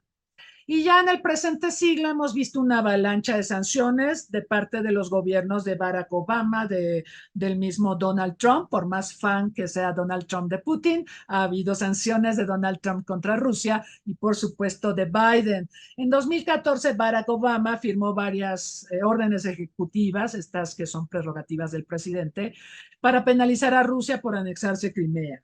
Y en 2016 la misma administración Obama castigó a Rusia por interferir en los comicios presidenciales de 2016. Donald Trump interpuso numerosas sanciones contra Rusia en 2018 por la participación de empresas del país eslavo que nutrieron o abastecieron al gobierno sirio, al gobierno iraní y al gobierno de Corea del Norte. Esos son los amigos de Rusia. Y también en ese mismo año, el tema del envenenamiento con Novichok de Sergei Skripal y de Alexei Navalny, que hoy fue encontrado muerto en su prisión, qué terrible, ¿verdad? En su prisión allá en Siberia, y podemos especular de que murió. Pudo haber muerto por los estragos del Novichok en su sistema neurológico o pudo haber sido asesinado. La realidad es que esa es la noticia hoy, pero sí quiero decirles que Donald Trump decretó sanciones contra Rusia por el uso de este agente y de hecho invocó a la Convención de Armas Químicas por considerar que Rusia había ignorado el uso de armamento químico, armamento prohibido, ¿sí? Para causar daño en personas. En 2022, pues ya sabemos la avalancha de sanciones que ha decretado Biden contra Rusia, y esto ha sido acompañado también por otros gobiernos occidentales que siguen los pasos de Estados Unidos y que sancionan a Rusia en diversas magnitudes. Por supuesto, hay diferencias entre las sanciones que aplica Estados Unidos y las que aplica la Unión Europea. Lo puedo explicar si tenemos un tiempo después. Y bueno, finalmente las consecuencias. Decirles que las sanciones contra Rusia han tenido un efecto parcial en este país. Bueno, primero por la resiliencia de la que les hablaba hace un momento. Rusia es un país acostumbrado a que le peguen, a que lo sancionen. Entonces podía esperar Putin, digo, él no es ningún ingenuo, es un lobo bastante astuto, él lo que podía esperar cuando se anexara el Donbass y posteriormente cuando inició las hostilidades contra Ucrania, lo que podía esperar era que lo sancionara, ¿no? Quizá no se esperó la avalancha de sanciones. Vean cómo estaba antes del 22 de febrero de 2022 y cómo lo han sancionado. Lo han sancionado con muchas más sanciones, al 100% de lo que solía tener. Antes el más sancionado era Irán. Bueno, ahora el país más sancionado es Rusia, ¿no? Pero bueno, Rusia está acostumbrada a que la sancionen y eso le da cierta resiliencia, ¿ok? Cierta preparación para soportar las sanciones. También decirles que esta es la primera vez que vemos sanciones contra una economía tan grande. Rusia, aunque todos la defenestran, es la quinta economía mundial. Es una economía de 5 billones o trillones de dólares, ¿ok? Entonces, no lo pierdan de vista. Es una economía muy importante. Y lo que le pase a esa economía puede tener impactos en la economía global y de hecho los ha tenido. Las sanciones han tenido que proceder con cautela en consecuencia, porque como es una economía grande, es una economía importante, es un núcleo duro de los hidrocarburos a nivel mundial, entonces hay que ir pianito. Entonces, las sanciones, bueno, han tenido que ser bastante cuidadosas. Esto también lleva a que Rusia, como les comentaba, como también lo ha hecho China, creen regímenes de sanciones para castigar a los que los castigan. Este es el retaliation o el efecto de las contrasanciones para castigar a Estados Unidos, por ejemplo, para castigar a la Europa comunitaria. Ahora también les quiero señalar si el PIB de Rusia declinó dramáticamente en 2022, pero el año pasado creció y el pronóstico del Fondo Monetario Internacional es que va a seguir creciendo. Y entonces todos nos preguntamos, ¿y cómo le hace Rusia? O sea, verdaderamente ha sido muy resiliente. Bueno, ha habido una estrategia de nacionalismo económico, ¿sí? Se ha fortalecido mucho a la economía nacional, se ha invertido muchísimo y también la militarización. Tenemos actualmente en Rusia una economía de guerra que es la base para generar empleos y para tener desarrollos tecnológicos que le permitan a la economía crecer. Entonces, las sanciones de Occidente contra Rusia han llevado a que Rusia le apueste a una militarización rampante y bueno, aquí tienen, bueno, aquí está el tema energético, de eso va a hablar el maestro Arellanes, no me voy a meter a eso, pero decirles que las consecuencias de las sanciones en la economía rusa todavía están por mostrarnos sus efectos más severos. Todo parecería sugerir que Rusia tiene resiliencia histórica y que ha logrado sortear la crisis actualmente por esta militarización de la economía, pero también porque modificó su comercio exterior. Se redujo la relación con Europa, pero se ha incrementado en un 78% la relación con los países asiáticos, sobre todo con China y con India, lo que le da importantes márgenes de maniobra. Y bueno, hay riesgos, Rusia se puede sobrecalentar, puede haber riesgos inflacionarios, pero vean el presupuesto, quédense con esta imagen, vean el presupuesto, en qué está gastando Rusia en 2021, 2022, 2023 y vean cómo ha crecido lo de seguridad nacional, lo de defensa nacional, son rubros que están sosteniendo digamos, a la economía rusa y que le están dando márgenes de maniobra. La deuda es muy pequeña, yo creo que eso también ha sido un acierto. Rusia no es un país fuertemente endeudado, a diferencia de México o Brasil, ¿no? Entonces, por ese lado tiene cierta autosuficiencia y eso es parte de la resiliencia y es algo que fue planeado por Putin y por la banquera central, la señora Elvira Nebiulina, con mucha antelación. Y bueno, en 2023 dice Financial Times que Rusia fue la economía que más creció respecto a las del G7, entonces esto tampoco lo podemos obviar. La gran pregunta es, y ya ahora sí termino, si cuando termine todo este conflicto, porque el conflicto le está beneficiando a Rusia y a Rusia le convendría hasta cierto punto que el conflicto se prolongue, ¿no? Pero bueno, digamos que termina el conflicto. ¿Podría Rusia reconvertir su economía de guerra a una economía para tiempos de paz? Esa es una pregunta importante. Y si lo logra, pues vaya, quizá podría emerger en lo que sigue de este siglo convulso como un poder económico importante, tal vez no global, pero regional. Recuerden que tenemos esta consigna de que Rusia no quiere perder, pero Ucrania no puede ganar. Entonces, sobre esa base, en algún momento tendrán que negociar los dos países. En todo caso, las sanciones contra Rusia y las sanciones en general son némesis de la integración económica. Rusia y Occidente están tomando caminos divergentes. Esto está destruyendo cualquier posibilidad de diálogo y puede tener consecuencias fatídicas para ambos, no solo para Rusia, sino que también todo esto se puede revertir a Occidente. Y finalmente, ahora sí, la integración europea está sufriendo mucho por esta guerra porque ya escucharon a Trump.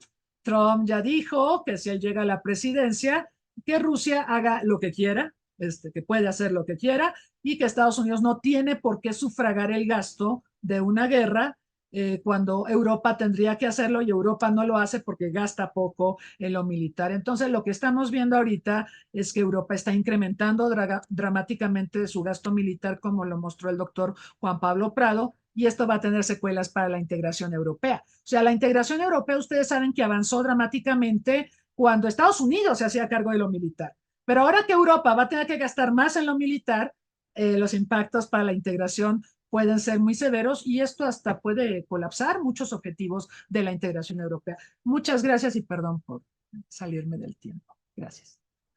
Gracias a la profesora María Cristina Rosas. Y ahora vamos a continuar con el profesor Juan Arellanes de la Universidad Anáhuac. Bienvenido, profesor Juan. Muchas gracias. Buenos días a toda la mesa. Buenos días al público. Siempre es un placer participar en estos excelentes seminarios organizados por el Centro Olof Palme. No me voy a extender en los agradecimientos. Prefiero aprovechar los 15 minutos que tengo porque quiero decir muchas cosas. Espero que me dé tiempo de abordar lo que quiero señalar. Voy a manera simplemente de guión, presentar una lámina y después algunos esquemas para presentar el guión que quiero seguir. He titulado a esta intervención mía Geopolítica de las sanciones de Occidente al complejo energético ruso en el marco de la invasión a Ucrania, y me gustaría abordar 7 puntos que ni siquiera voy a leer, sino que voy a ir siguiendo secuencialmente. Creo que tengo algo así como 2 minutos para hablar de cada tema, así que me daré prisa. Lo primero, afortunadamente, la doctora María Cristina Rosas ya lo ha hecho de una manera excelente, así que no tengo que dedicarle mucho más, es dejar en claro que las sanciones históricas de Occidente hacia Rusia y, en específico, hacia el complejo energético soviético primero, ruso después, tienen una larga historia. Y para no señalar eventos demasiado lejanos en el tiempo, como la guerra de Crimea o como las dinámicas de sanciones de la Guerra Fría, comenzaré por simplemente señalaré que entre las sanciones más importantes siempre ha estado el sector energético y sobre todo los proyectos de infraestructura, gasoductos y oleoductos, para la exportación rusa de energéticos, tanto petróleo como gas como petrolíferos, hacia Europa Occidental. Este ha sido un tema muy importante. Se pueden rastrear los orígenes de este conflicto geopolítico alrededor de las conexiones energéticas entre Rusia y Europa Occidental desde tiempos de la Ostpolitik, de la Alemania Occidental, allá a principios de la década de 1970, cuando el acercamiento hacia el este de la República Federal Alemana derivó en la construcción de gasoductos, los cuales favorecieron a la seguridad energética europea, sobre todo tras la crisis del petróleo de 1973, derivada del embargo petrolero árabe. Durante la construcción de estos gasoductos, por solamente señalar algo, los gobiernos británico, francés y alemán defendieron a sus empresas en sus compromisos con la Unión Soviética, aún a pesar de las presiones de la administración de Ronald Reagan para penalizar, para participar en los embargos que Estados Unidos estaba decretando contra la Unión Soviética. Y por supuesto, más recientemente, estas mismas sanciones se han aplicado contra proyectos de infraestructura, destacadamente el proyecto Nord Stream, tanto en su línea 1 como en su línea 2. Ahora, hablando de lo más reciente, quisiera señalar que Rusia se benefició de un periodo de bonanza energética extraordinario ocurrido entre 2005 y 2014. Parece un poco extraño porque justo a la mitad de ese periodo se produjo la crisis financiera de 2008 y la recesión de 2009. Sin embargo, si nosotros vemos a todo el periodo de 2005 a 2014, se trata de una década extraordinaria en términos de precios de petróleo.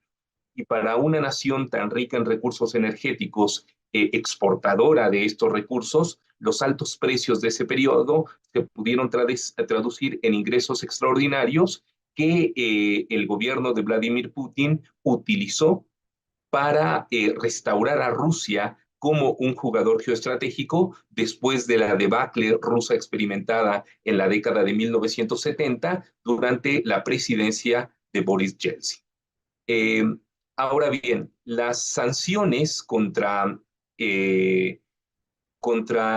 la industria petrolera rusa, como bien lo señalaba la doctora Rosas, tienen una larga data, tienen una gran historia, y aquí quisiera aprovechar para señalar el carácter inteligente, ¿no? El término es Smart Sanctions, que se han aplicado de parte de Occidente hacia la industria energética, hacia el complejo energético ruso.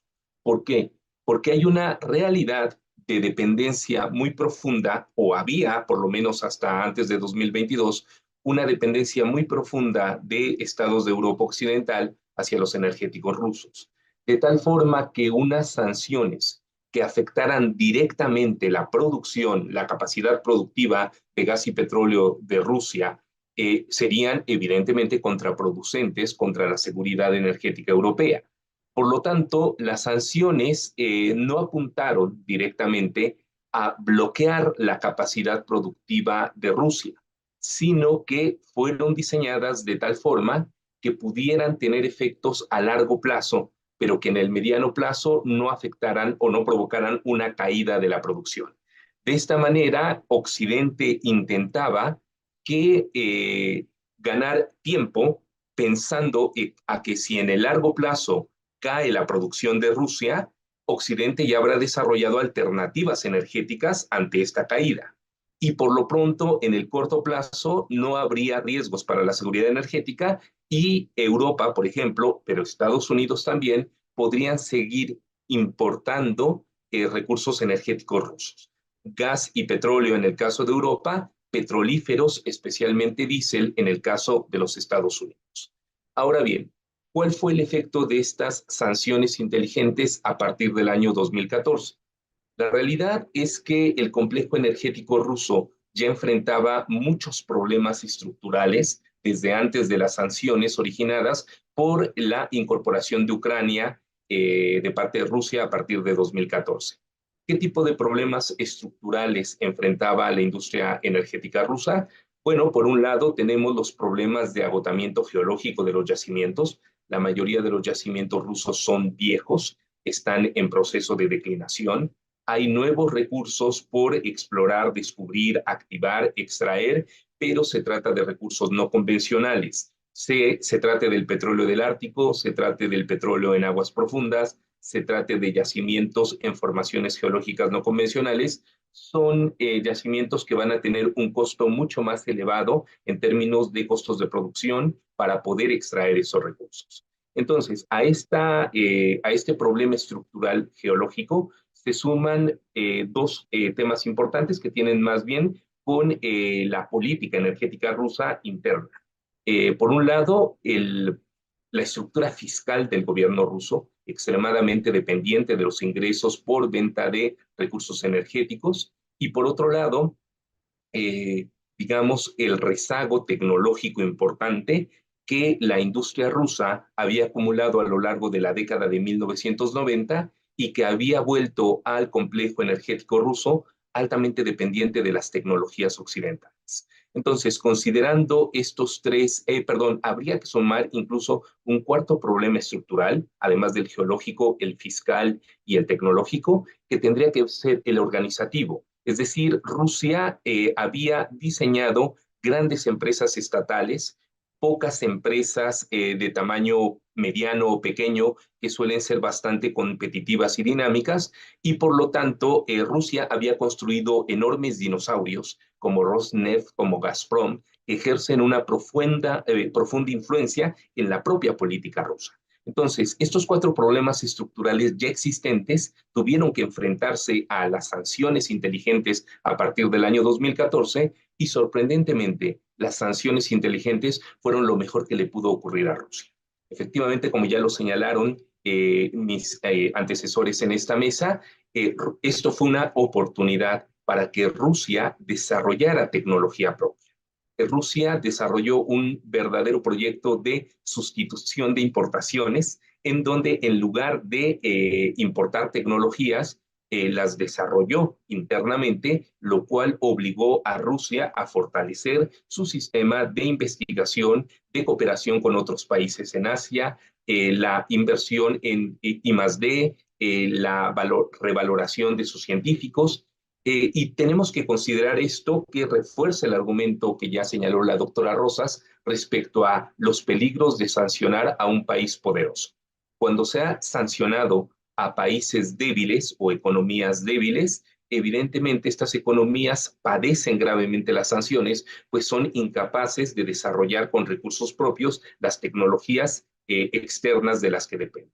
Sin embargo, pensar que Rusia, un Estado que desarrolló por su cuenta, obviamente con ayuda de espionaje, armas nucleares, que después de la devastación de la Revolución Rusa, la Guerra Civil, la Segunda Guerra Mundial, se reconstruyó como el segundo mayor complejo militar industrial del mundo, sería ingenuo pensar que unas sanciones iban a impedir que Rusia, que tiene una tradición de extracción de petróleo y gas de más de un siglo, no iba a ser capaz de desarrollar sus propias tecnologías. Es obvio que lo iba a poder hacer.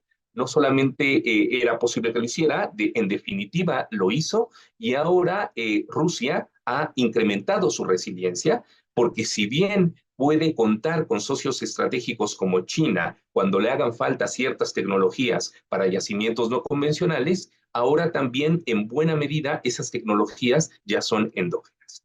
El cuarto punto al que quería referirme, y que en realidad es bastante complicado, así que simplemente lo señalaré, es que entre 2014 y 2021 se desarrolló una compleja relación geopolítica energética entre los tres grandes productores de energía del mundo. Estamos hablando de Arabia Saudí, de Rusia y de Estados Unidos.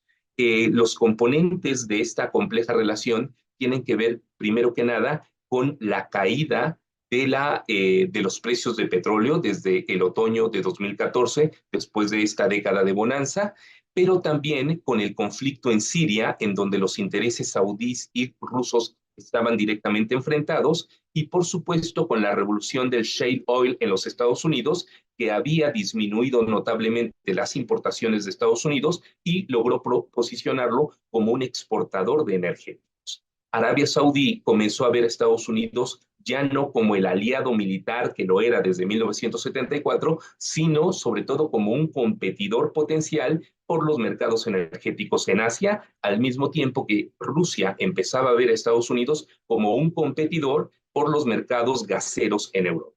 Entonces, esta relación se va conflictuando y podría resumirla diciendo que mientras que la relación entre Estados Unidos y Arabia Saudí se va deteriorando paulatinamente hasta llegar a la administración Biden, en que hay un enfrentamiento directo entre Mohammed bin Salman y Joe Biden, en tanto que la relación entre Arabia Saudí y Rusia se va fortaleciendo y descubren que en un escenario de precios bajos de petróleo pueden coordinarse y dar origen a esto que aparentemente era un monstruo, pero que ha funcionado de una manera ordinaria, la OPEP Plus, que incluye no solamente a los miembros de la OPEP, sino a Rusia y otros aliados que conjuntamente pueden coordinarse para reducir la producción y, por lo tanto, garantizar un mínimo en los precios. Aunque esto funcionó muy bien antes de la pandemia de COVID-19, en el contexto de la pandemia hubo desacuerdos entre Arabia Saudí y Rusia, que Estados Unidos celebró como el rompimiento de este vínculo, y sin embargo, en el contexto posterior a la invasión rusa a Ucrania, nuevamente Arabia Saudí y Rusia han demostrado que pueden cooperar para garantizar la elevación de los precios del petróleo que beneficia a ambas partes. Ahora bien, aquí hay un problema, porque en la medida en que Rusia y Arabia Saudí logran garantizar el incremento de los precios del petróleo y del gas, esto también es un salvavidas para los frackers en Estados Unidos. Esto es contradictorio y a veces es un poco esquizofrénico, pero la ayuda mutua de Rusia y Arabia Saudí puede también ayudar a la industria petrolera de los Estados Unidos. Y Putin podría aceptar este efecto colateral de su asociación con Arabia Saudí siempre y cuando los frackers de Estados Unidos no representaran un riesgo de involucramiento en el mercado energético gasero de Europa. Cuando las exportaciones de Estados Unidos empezaron a crecer hacia Europa en forma de gas natural licuado, quedó claro que Europa iba a preferir el gas ruso seco que llega por gasoducto, que es notablemente más barato. Y sin embargo, toda la crisis en Ucrania ha sido el marco en el cual se rompieron las relaciones energéticas entre Rusia y Europa Occidental, particularmente entre Rusia y Alemania, y esto es más que una metáfora. Se rompieron materialmente con la explosión del gasoducto Nord Stream en sus líneas 1 y 2. Hay un rompimiento metafórico y material del vínculo energético entre Rusia y Europa Occidental que Estados Unidos ha aprovechado para convertirse en un importante abastecedor de gas para Europa. Ahora tenemos que tener claro que Estados Unidos no puede suplir por completo a Rusia. La capacidad exportadora de Estados Unidos es limitada. Debemos de tener siempre presentes que nosotros, México, somos profundamente dependientes de las importaciones de gas de Estados Unidos y un incremento de las exportaciones de gas de Estados Unidos hacia Europa puede poner en riesgo la seguridad energética mexicana. Todas nuestras plantas de cogeneración eléctrica en el norte del país dependen del gas tejano producido mediante fracking. Evidentemente no me va a dar tiempo de abordar todo lo que tenía planeado. Sin embargo, quisiera señalar que, como ya ha quedado claro con la exposición de mis antecesores, hay una serie de efectos negativos en las sanciones aplicadas contra Rusia derivados de la dependencia hacia los recursos energéticos de Rusia. Y esto no solamente es algo que era previsible, algo para lo que Rusia se preparó muy bien. A mí me parece que lo verdaderamente sorprendente y que es digno de formularse una pregunta y hallar una respuesta es cómo Occidente, pero sobre todo Europa, pudieron ser tan cándidos, tan ingenuos, tan inocentes, como para no prever el tipo de consecuencias que podría tener sancionar a quien garantiza tu seguridad energética. Es evidente que iba a haber una consecuencia. Y por supuesto, ahora en Europa está predominando un discurso según el cual el gas natural licuado de Estados Unidos y la transición energética a energías renovables van a poder sustituir a Rusia como garante de la seguridad energética europea. Hay que tener mucho cuidado con este discurso porque nuevamente Europa está cayendo en el idealismo. Por un lado, como ya señalé, Estados Unidos no tiene una capacidad exportadora para suplir los volúmenes enormes de gas que tradicionalmente Europa ha importado desde Rusia, sino que además la transición energética a renovables está teniendo muchísimas más complicaciones que lo que los optimistas europeos habían considerado. ¿Por qué? Porque por un lado, la reducción del costo de la generación renovable había predominado en las últimas décadas en un contexto de un mercado energético estable. Y no se puede obviar que la producción de infraestructuras de energía renovable depende de los combustibles fósiles. Si los combustibles fósiles se elevan de precio, el costo de producción de renovables también se va a encarecer. Así que en los últimos 2 años se está revirtiendo esta tendencia. Se está incrementando como parte del proceso inflacionario generalizado el costo de generación eléctrica vía renovables. No voy a profundizar en todos los efectos negativos que esto ha tenido, solamente quisiera ya por último señalar, como ya lo indicó la doctora Rosas, que esto está teniendo consecuencias muy graves y muy importantes para la globalización, por la desdolarización, pero sobre todo porque ha permitido estas sanciones, este rompimiento entre Occidente y Rusia, delimitar con total claridad la formación de 2 grandes bloques geoestratégicos a escala planetaria. Por un lado, Occidente colectivo, organizado militarmente alrededor de la OTAN. Por otro lado, la asociación estratégica entre Rusia y China, que involucra no únicamente a Irán, sino a India como socio estratégico, como se ha visto en el último año, que involucra a muchos de los países BRIC, entre los cuales están las mayores potencias energéticas de Medio Oriente, como Irán, Arabia Saudí, Emiratos Árabes Unidos. Y si nosotros vemos un mapa, lo que hizo BRICS Plus el año pasado fue convertir al Mar Rojo en un lago de los BRIC, porque Etiopía está también ahí como parte de los nuevos miembros de los BRIC, y por lo tanto ahora los BRICS Plus, teniendo el control del Mar Rojo, pueden utilizar a un actor proxy como los rebeldes hutíes para garantizar el flujo de los barcos del bloque euroasiático por el Canal Rojo y el estrecho de Bab el-Mandeb, mientras que los barcos de Occidente tienen que rodear por completo África para mantener el flujo del comercio internacional. Entonces, no tengo más tiempo de continuar, pero quería sentar estas ideas sobre la mesa. Muchas gracias. Muchísimas gracias a usted, profesor Juan Arellanes. Y ahora vamos a pasar a las preguntas que nos han hecho la audiencia desde Facebook. Son muy cuantiosas. Previamente se las he pasado a cada uno de los ponentes y no sé si han tenido oportunidad de verlas o se las digo en vivo.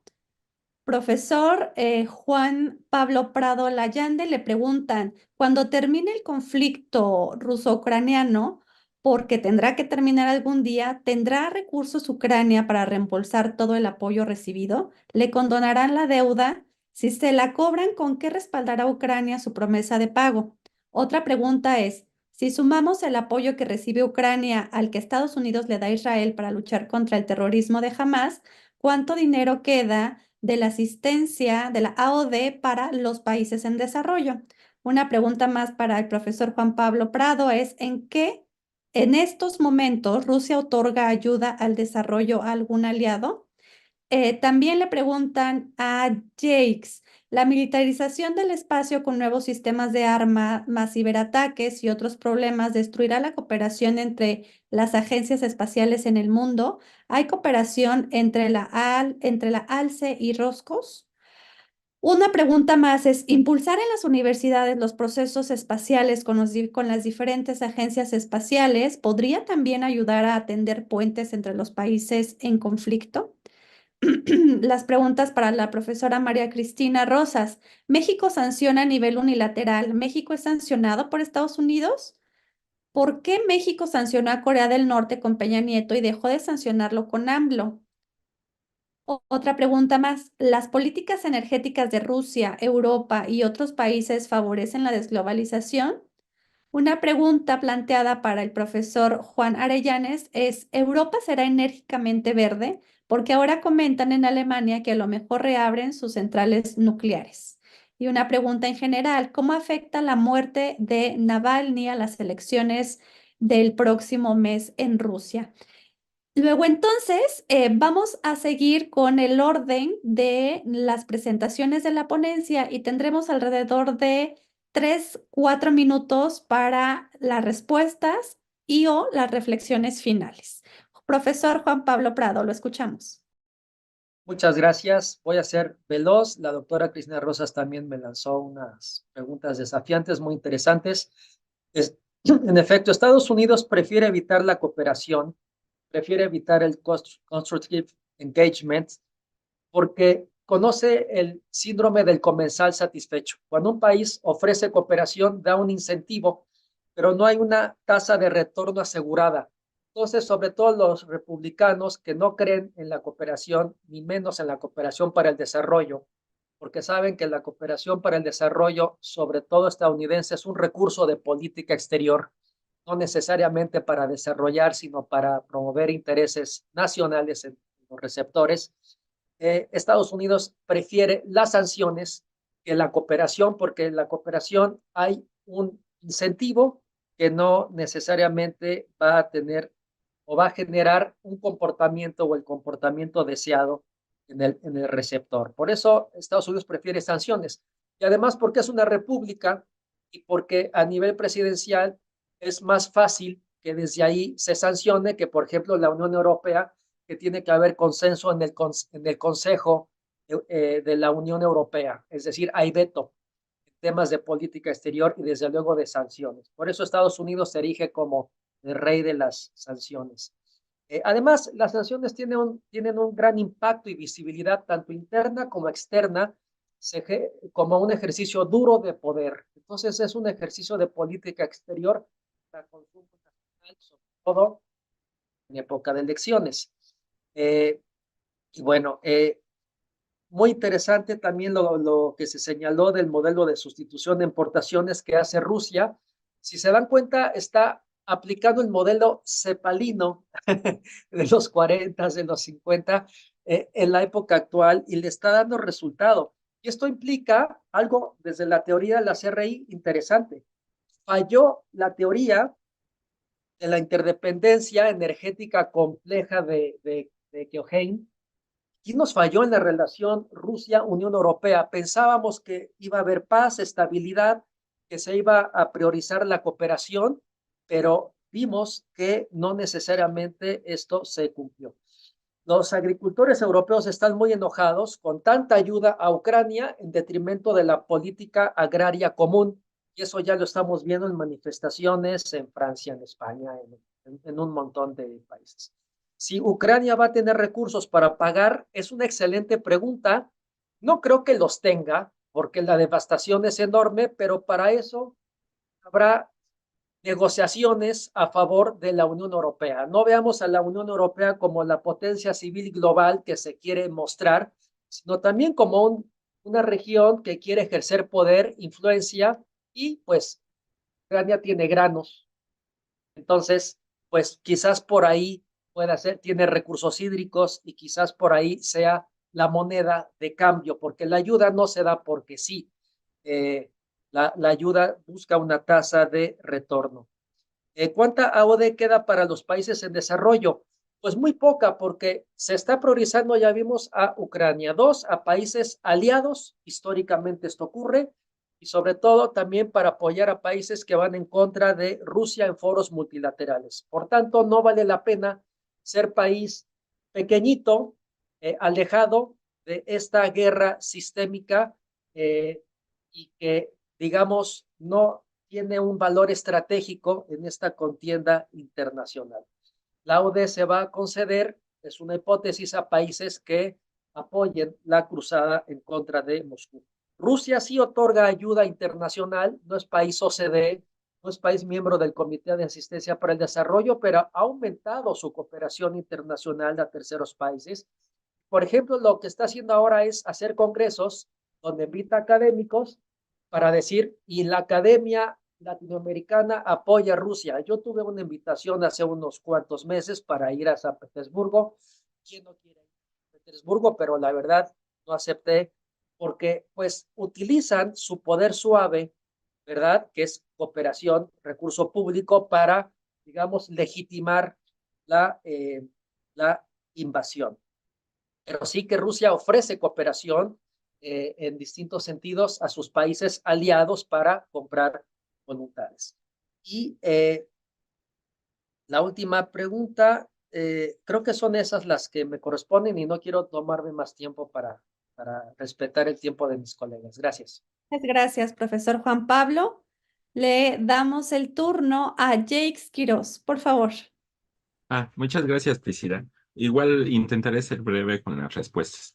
En cuanto a la pregunta de la cooperación espacial entre ALCE y Roscosmos, bueno, ese es un tema pendiente que tiene ALCE, porque justamente tiene que los miembros de ALCE o potenciales miembros de ALCE mantienen relaciones muy diversas con las diversas potencias espaciales, es decir, por ejemplo, México, que es firmante del proyecto Artemis, y por otro lado tenemos a Venezuela, tenemos que está justamente con lo de la Estación Internacional de Investigación Lunar que encabeza China, y también están Brasil y Argentina que tienen cooperación espacial con China. Entonces, digamos que ALCE justamente tiene que establecer, estructurar cuál sería su relación en este conflicto, en este entorno que se está polarizando con respecto a China, con respecto a Rusia y con respecto a Estados Unidos. Entonces, ese es un tema pendiente. Se congeló, por ejemplo, el caso de la cooperación espacial entre México y Roscosmos. Incluso, por ejemplo, Ucrania, que estaba reforzando su presencia en la región, en las ferias aeroespaciales, justamente con esta venta de los lanzadores, incluso ofreciendo sus servicios para la construcción de puertos espaciales, que se llegó a ofrecer incluso para el caso de México, pero por cuestiones presupuestales y por la propia coyuntura internacional, se vio interrumpida. Entonces, bueno, ese es un tema pendiente. En cuanto a la militarización del espacio. Bueno, desde luego crece la sospecha. La Estación Internacional de Investigación Lunar ha sido acusada por Estados Unidos de que hay un programa encubierto de armas espaciales. Desde luego esto erosiona el multilateralismo, genera, y todo eso como producto de la debilidad jurídica en torno a la regulación de las armas espaciales. Entonces, aquí es donde nuevamente lanzo la pregunta de que es una tarea de oportunidad para potencias espaciales emergentes, para países en desarrollo, justamente pues abona un ambiente de multilateralidad y retomar diálogos justamente para negociar y abonar la gobernanza espacial. Desde luego que las universidades, las redes científicas establecidas son fuerzas centrípetas para la cooperación espacial que mantienen un entorno de multilateralidad. La relación interrumpida entre Rusia y la Agencia Espacial Europea, justamente había una sinergia entre científicos de ambos lados que participaban en los proyectos espaciales, pero se vio interrumpido, pero desde luego que son fuerzas centrípetas para la cooperación y se deben de aprovechar. Y bueno, en torno a la Estación Espacial Internacional, aquí sí vemos que predomina cierto nacionalismo, es decir, cada país quiere tener como su propio módulo, su propia Estación Espacial Internacional. eh, bueno, su propia estación espacial orbital baja, y a lo mejor pudiéramos ver en el caso de China en Tiangong un módulo ruso. Vemos que Rusia se resiste. Rusia tiene su propio proyecto. Incluso se le ha preguntado a Brasil si entraría, es decir, si habría cooperación BRICS en esta estación orbital rusa, pero todavía no hay nada claro. Me parece que de momento todo se concentra hacia la exploración lunar y marciana, y de momento esto queda un poco en incertidumbre. A lo mejor si el conflicto ruso-ucraniano llegara a tener cierto término en algún futuro cercano, pues pudiéramos ver a lo mejor que se retomara esta cooperación entre Rusia, entre los europeos, para una estación espacial. Pero de momento esto está sujeto justamente a la resolución del conflicto. Como les he dicho, esto es lo más dañado a la relación entre Europa y los rusos. Pues muchas gracias. Gracias a ti, Jake Quiroz. Profesora Cristina Rosas. Gracias. Me preguntan sobre las sanciones, que si México ha aplicado sanciones unilaterales. Sí, varias veces. Yo me acuerdo en 2022 el canciller Ebrard, el entonces canciller Ebrard, dijo que nunca en su historia México ha sancionado. Eso es mentira, porque sí hemos sancionado. Un caso conocido, rompimos relaciones diplomáticas con Chile durante el gobierno de Pinochet, para citar un caso harto conocido, ¿no? Y también hemos sido sancionados. Fíjense que algo que ha pasado ahora que Estados Unidos privilegia las sanciones contra individuos, empresas y demás, nos pasó durante el gobierno de Donald Trump que una empresa mexicana fue encontrada comercializando petróleo venezolano cuando Estados Unidos aplicaba sanciones a Venezuela.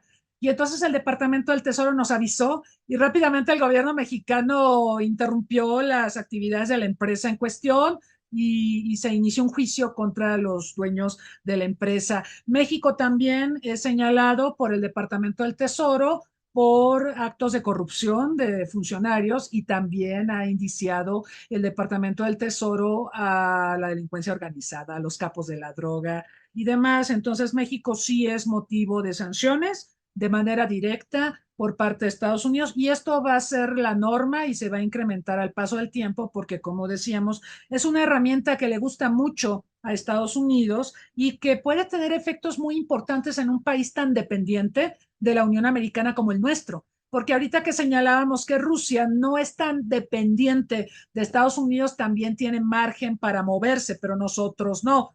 Como cuando Trump dijo, les voy a aplicar sanciones comerciales si no detienen la migración, pues ni tardo ni perezoso, ni siquiera tuvo que aplicar las sanciones Trump, simplemente la amenaza fue la que nos movió y rápidamente resolvimos lo que nos pidió Estados Unidos.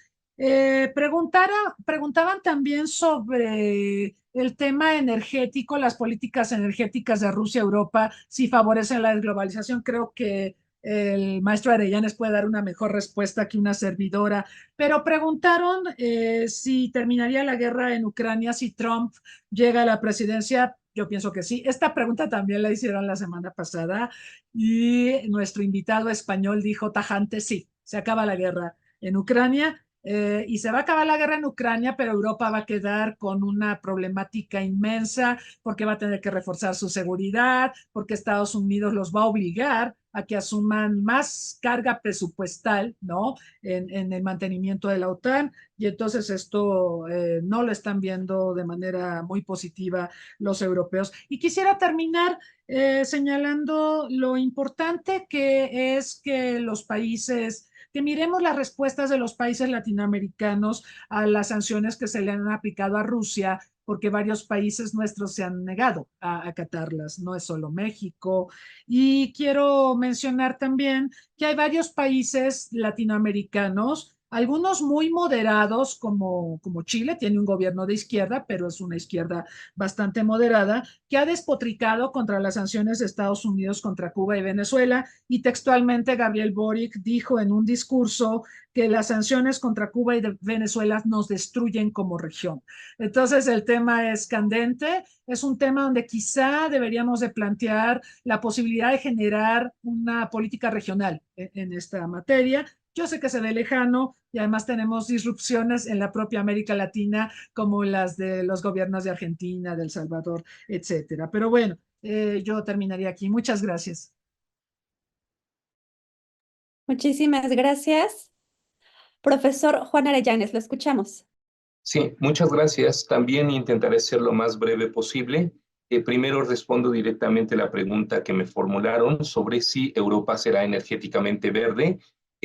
Bueno, por un lado, me gustaría señalar que hace 2 años, en 2022, la Unión Europea incluyó a la energía nuclear y al gas como energéticos de transición que podrían considerarse verdes. A mí me parece que eso es hacerse trampas al solitario. Si se incluye a lo nuclear y al gas como verdes, pues entonces sí, claro, todo el mundo va a terminar siendo verde, por supuesto. Pero supongo que la pregunta es si Europa puede funcionar con energías renovables. Ahí es donde yo creo que hay un problema bastante grave. Primero que nada, la nuclear, al menos la nuclear convencional. Otra cosa sería si se logran desarrollar los reactores de fusión, pero eso ya es otro tema. La nuclear convencional tiene muchos problemas, tiene muchas limitaciones.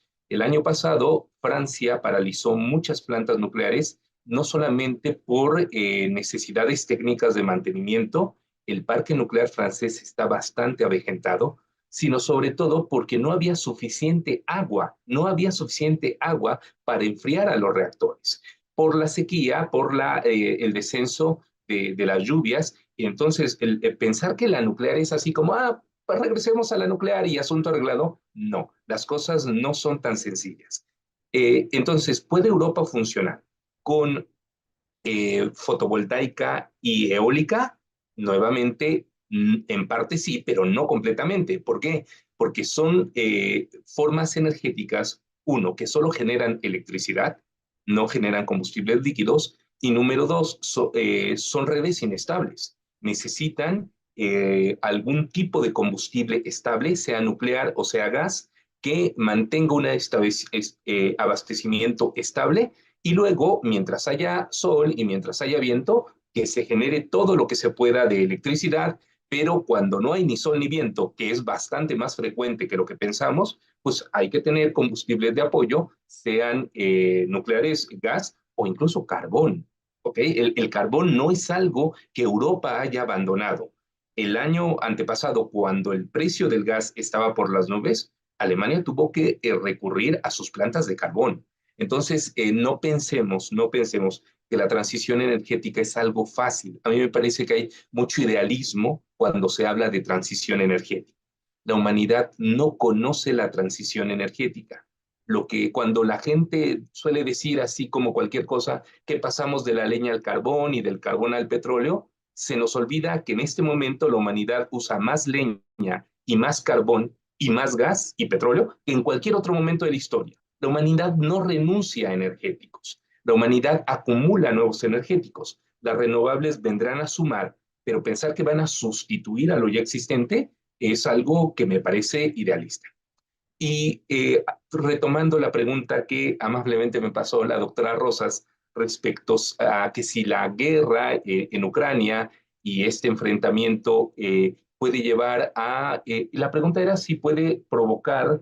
no, que si los cambios en la energía pueden derivar en desglobalización. Sí, ¿verdad? Ese es un tema fundamental, es un tema importante, pero nuevamente me parece que Occidente se está durmiendo en términos geoestratégicos. De verdad, a mí me parece gravísimo la falta de líderes con visión geoestratégica en Occidente.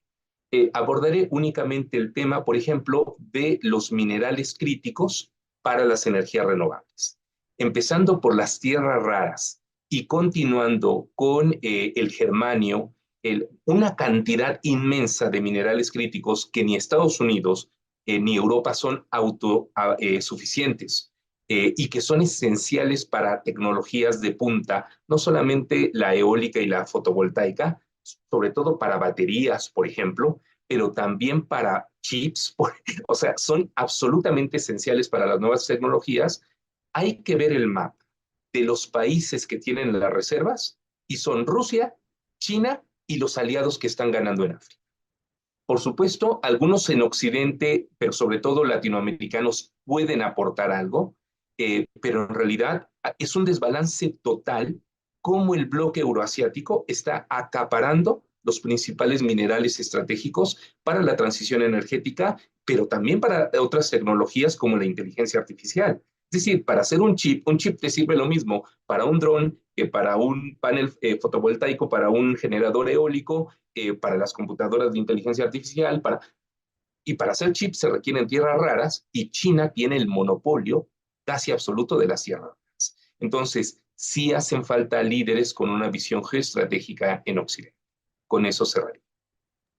Muchísimas gracias al profesor Juan Arellanes, a la doctora María Cristina Rosas, a Juan Pablo Prado Lallende y a Jakes de Jesús Quirós por esta inigualable sesión en la que pues hablamos sobre las consecuencias de estos 2 años de guerra entre Rusia y Ucrania.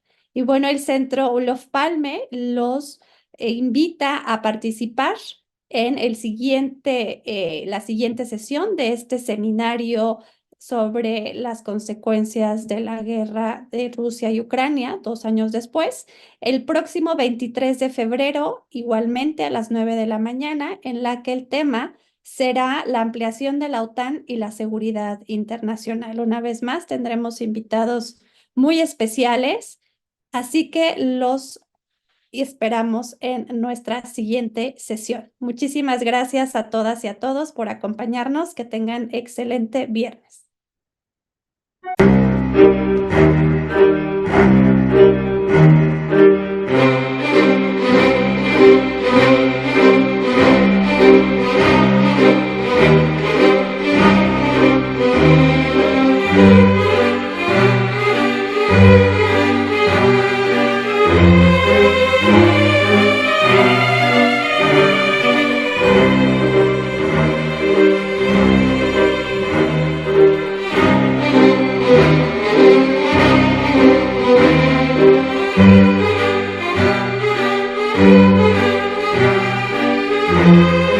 Thank you.